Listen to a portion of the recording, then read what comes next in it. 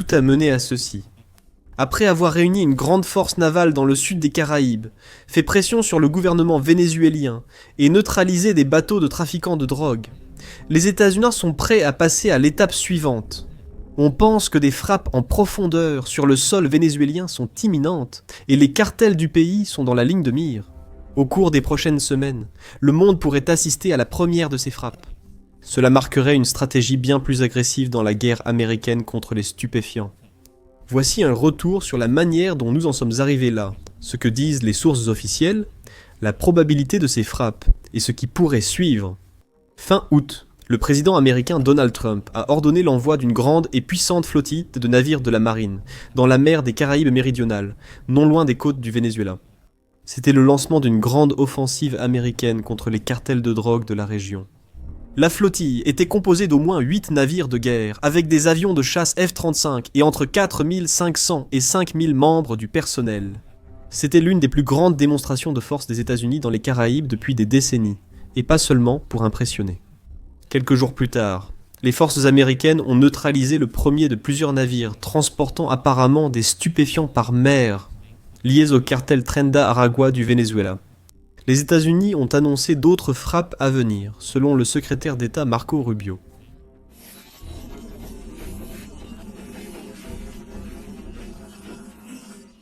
La Maison-Blanche a également attisé les tensions avec le gouvernement vénézuélien dirigé par Nicolás Maduro, qui a affirmé à plusieurs reprises que les actions des États-Unis faisaient partie d'un plan plus vaste visant à le chasser du pouvoir et à provoquer un changement de régime. Maduro a également mobilisé des forces de milice à travers tout son pays, ainsi que mis en avant la puissance militaire du Venezuela à plusieurs reprises, envoyant des avions de chasse F-16 survoler les navires de guerre américains et menant des exercices d'entraînement dans les Caraïbes. Mais les États-Unis ne se sont pas laissés intimider. Ils ont ensuite ciblé d'autres navires suspectés de contrebande de stupéfiants et mené leurs propres exercices militaires. Maintenant, ils sont prêts à passer à l'étape suivante.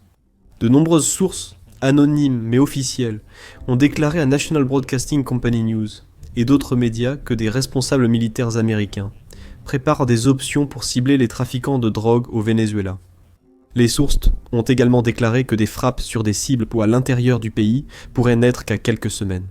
Mener des frappes en profondeur au Venezuela serait certainement une escalade dans la campagne de l'administration Trump contre les cartels, mais ce ne serait pas particulièrement surprenant.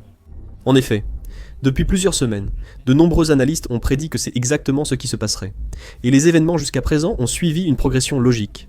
D'abord, l'Amérique a envoyé sa flottille dans le sud des Caraïbes. Ensuite, elle a neutralisé plusieurs bateaux, prétendument exploités par des trafiquants, transportant des stupéfiants à bord.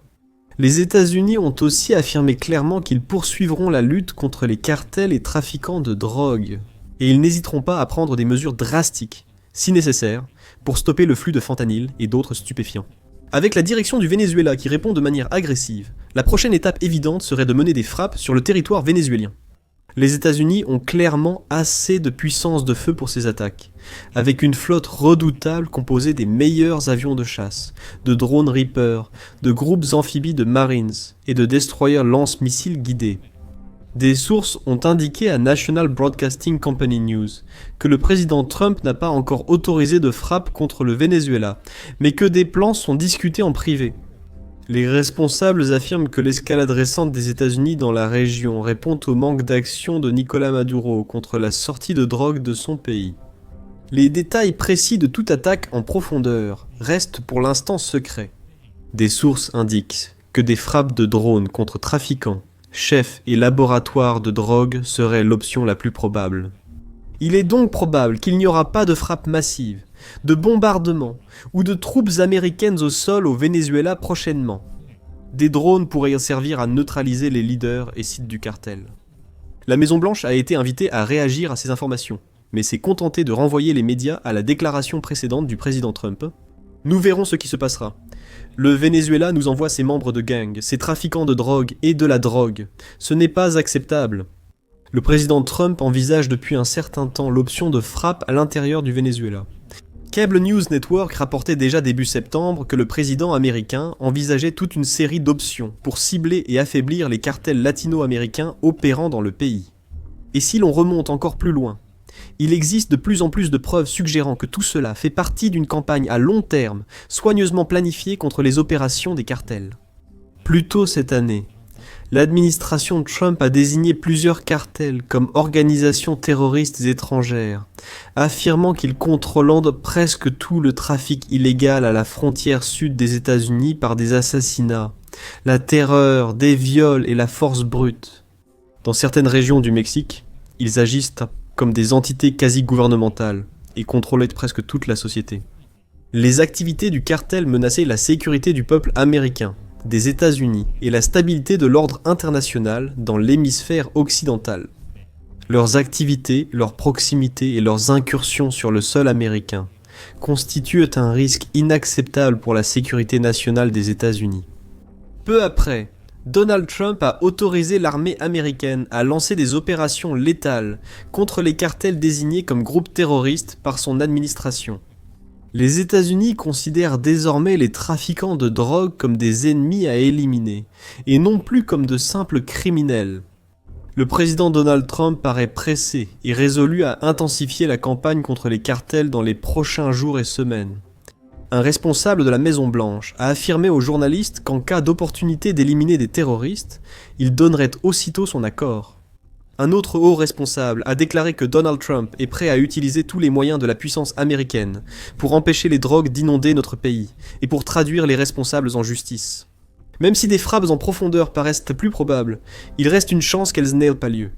Les rapports indiquent également que des discussions ont actuellement lieu entre les États-Unis et le Venezuela, avec l'aide d'intermédiaires du Moyen-Orient. Maduro aurait discuté avec ces intermédiaires et évoqué des concessions possibles pour rester au pouvoir. Certains responsables de l'administration Trump ont également exprimé leur déception. Comment les manœuvres militaires des États-Unis jusqu'à présent n'ont apparemment eu aucun impact significatif pour affaiblir la mainmise de Maduro sur le pouvoir. C'est pourquoi l'administration examine avec soin ses prochaines étapes et évite toute décision hâtive. Les discussions entre les deux nations pourraient suffire à réduire le conflit et éviter de nouvelles actions.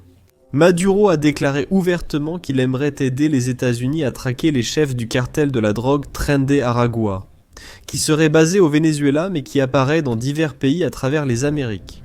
Le groupe s'est aussi implanté au Canada et participe à l'extorsion, la prostitution, l'exploitation minière illégale, le vol, l'enlèvement, le trafic d'armes, la traite d'êtres humains et le trafic de stupéfiants. L'administration Trump a fait du Tren de Aragua l'une de ses principales cibles depuis l'entrée en fonction du président. Des centaines de Vénézuéliens aux États-Unis, soupçonnés de liens avec le cartel, ont été arrêtés et expulsés vers des prisons au Salvador. Le président vénézuélien aurait proposé cela à l'envoyé américain Rick Grenell début septembre. Maduro a aussi adressé une lettre à Trump, réfutant que le Venezuela soit une source majeure de drogue vers les États-Unis. Il a aussi demandé à Trump d'ouvrir le dialogue pour calmer les tensions entre les deux pays. Je vous invite, Monsieur le Président, à promouvoir la paix par le dialogue et la compréhension mutuelle dans tout l'hémisphère. En même temps, Maduro et son gouvernement n'ont pas vraiment prouvé jusqu'à présent qu'ils étaient des personnes dignes de confiance et les relations entre le Venezuela et les États-Unis restent très tendues. Maduro, par exemple, a fait de nombreuses déclarations sur ce qu'il appelle l'Empire des États-Unis, accusant ce dernier de tenter de renverser son régime. Les États-Unis ont clairement exprimé leur opinion sur le dirigeant vénézuélien, selon la porte-parole de la Maison-Blanche, Caroline Leavitt. Le régime de Maduro n'est pas le gouvernement légitime du Venezuela, mais un cartel narco-terroriste. Selon cette administration, Maduro n'est pas un président légitime. Il est le chef fugitif de ce cartel, inculpé aux États-Unis pour trafic de drogue dans le pays. Étant donné la relation extrêmement tendue et fracturée entre ces deux pays, l'idée de simplement discuter ne suffira peut-être pas à obtenir un résultat qui satisfasse les États-Unis. Et si le dialogue ne suffit pas, l'action militaire pourrait être la seule option restante. Au lieu d'adoucir sa rhétorique ou de montrer une volonté de paix et de compromis, le gouvernement vénézuélien continue de se préparer à un conflit direct avec les États-Unis. Il a mené de nombreux exercices de recrutement ces derniers jours et semaines, appelant le plus grand nombre de citoyens possible à s'engager, à prendre les armes et à faire leur part pour défendre leur patrie. Des milliers de membres de la milice ont rejoint les rangs, en conséquence, avec de nombreuses personnes âgées en particulier, enfilant leur uniforme de combat et participant à des exercices d'entraînement de base. Beaucoup apprennent à manier et à tirer avec des fusils pour la première fois de leur vie. Bien qu'elles manquent d'entraînement et de préparation, beaucoup sont prêtes à se battre et à mourir pour leur pays si besoin. En parlant aux journalistes de la British Broadcasting Corporation, de nombreux nouveaux membres de la milice ont exprimé leur volonté de s'engager, comme Francisco Ojeda, 69 ans, qui a déclaré « Si je dois donner ma vie au combat, je le ferai. Même les chats sortiront là-bas pour tirer, pour défendre notre patrie », a approuvé Gladys Rodriguez, 67 ans, en disant « Nous n'allons pas permettre à un gouvernement américain de venir nous envahir. » Beaucoup de membres de la milice manquent de formation et ne voient pas comment leur gouvernement les exploite. Benigno Alecon, analyste politique à l'université catholique Andrés Bayor, fait partie des nombreux experts qui pensent que le recrutement de la milice s'inscrit dans un plan plus vaste de Maduro, visant à constituer ce qu'Alecon appelle un bouclier humain pour la direction du pays. Il soutient que Maduro espère enrôler autant de civils que possible dans les forces armées. Ainsi, toute intervention américaine dans le pays entraînerait probablement une perte de vies humaines plus importante, ce qui, à son tour, donnerait une image négative des États-Unis. En d'autres termes, Maduro veut utiliser son propre peuple comme chair à canon. C'est pourquoi il n'a aucun problème à ce que des personnes âgées manipulent en face des fusils, sans aucune formation ni expérience préalable. Le président vénézuélien continue également de se vanter de l'expansion de ses forces, affirmant récemment que plus de 8 millions de civils ont rejoint la milice. Ce chiffre est très douteux, et il est probablement extrêmement exagéré. Mais il ne fait aucun doute que des citoyens s'inscrivent effectivement en nombre important, et sont envoyés dans divers endroits à travers le pays, prêts à réagir à toute incursion ou agression sur leur territoire. C'est probablement l'une des raisons pour lesquelles les États-Unis ne semblent pas actuellement prévoir d'opérations terrestres au Venezuela. Elles comptent des milliers de marines et marins prêts à intervenir si nécessaire. Mais envoyer des troupes dans le pays serait une décision très importante et audacieuse. Cela pourrait avoir de graves conséquences si des tirs éclataient entre les forces américaines et la milice. Des frappes de drones ou de missiles paraissaient la solution la plus probable et logique, mais elles pourraient aussi entraîner de graves conséquences et une escalade majeure. Cela a été confirmé par l'analyste politique vénézuélien Aníbal Sánchez Ismail, qui a déclaré à National Broadcasting Company qu'une attaque sur le sol vénézuélien aurait des conséquences, allant de protestations diplomatiques à une augmentation des persécutions politiques, parmi ceux qu'il classe comme collaborateurs. Cela permettrait de renforcer l'unité de la population, avec la nécessité de réaffirmer la défense de la souveraineté. La situation peut évoluer de deux façons. Des frappes en profondeur contre des cibles de cartels pourraient amener la population locale à se rallier contre le gouvernement, et même à pousser Maduro hors du pouvoir. Ou au contraire, avoir l'effet inverse, en unifiant le peuple contre les États-Unis. Tous les éléments sont réunis pour que les États-Unis passent à l'étape suivante. Tout le matériel et le personnel sont prêts, en attente d'ordre. Le président Trump a fait de la lutte contre les cartels dans cette région d'Amérique du Sud l'une de ses missions personnelles. Cela remonte au premier mandat de Trump. En 2020, le ministère de la Justice a inculpé Maduro pour trafic de drogue. L'administration a accusé le dirigeant vénézuélien de collaborer avec des cartels pour faire passer cocaïne et membres de gangs aux États-Unis, dans une campagne de narco-terrorisme. Cette année, l'administration Trump a relevé la récompense pour l'arrestation de Maduro à 50 millions de dollars. Et il paraît décidé à faire pression sur le président. L'administration a également montré peu d'intérêt à engager un dialogue avec Maduro, selon des sources. Marco Rubio fait partie des responsables de l'administration souhaitant un changement de régime dans le pays. Et même lorsque Maduro a envoyé sa lettre à Trump plus tôt en septembre, la Maison-Blanche a rapidement publié une réponse ferme mais claire, avec Caroline Leavitt déclarant « Franchement, je pense qu'il y avait beaucoup de mensonges répétés par Maduro dans cette lettre, et la position de l'administration sur le Venezuela n'a pas changé.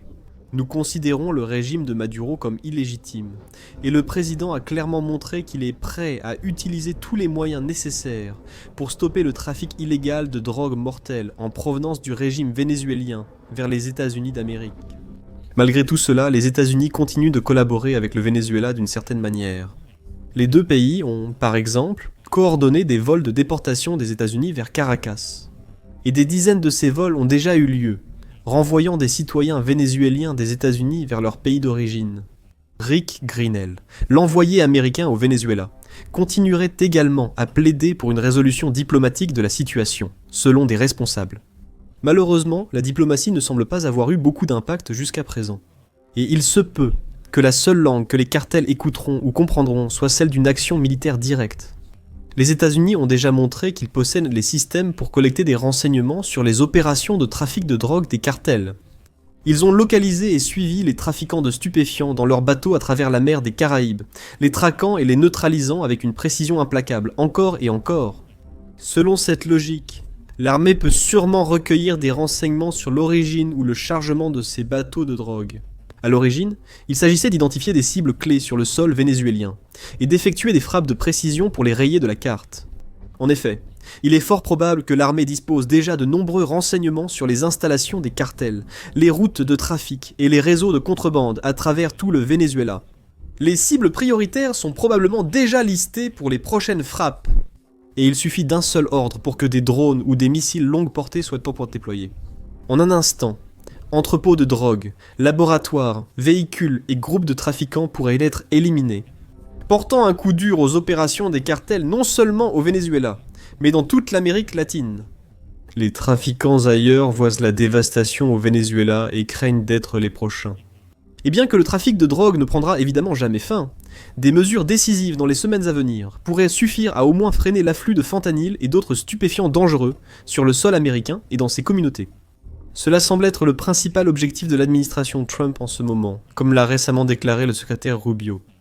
L'interdiction ne marche pas. Pour stopper ces cartels de drogue, il faut leur montrer qu'ils ne pourront pas amener leurs bateaux ici. Interdiction.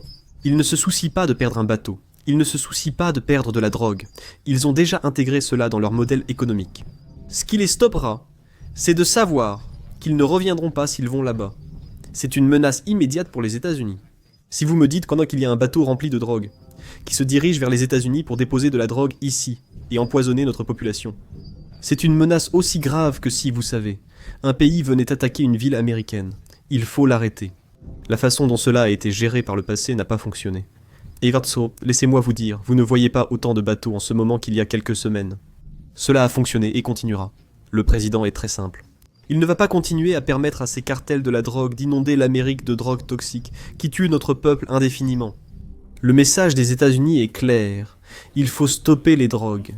Si cela implique des attaques de drones, de missiles ou des actions militaires plus drastiques en Amérique du Sud, qu'il en soit ainsi. Quelles que soient les actions que les États-Unis prendront ensuite, elles auront inévitablement des répercussions sur le régime Maduro. Selon des rapports, Maduro et des membres de son gouvernement auraient des liens étroits avec les cartels. Et si ces mêmes cartels commencent à être pris pour cible par l'armée américaine, ils pourraient décider que la direction actuelle n'est plus adaptée à leurs besoins. Cela pourrait aboutir à un coup d'État, une rébellion ou un bouleversement du pouvoir, Maduro étant finalement renversé. Quelqu'un d'autre, idéalement plus enclin à coopérer avec les États-Unis et à lutter contre les cartels, le remplacerait. Quoi qu'il en soit, les prochaines semaines s'annoncent explosives pour les cartels du Venezuela et leur soutien. La seule question qui reste est quand et où l'Amérique frappera-t-elle en premier ?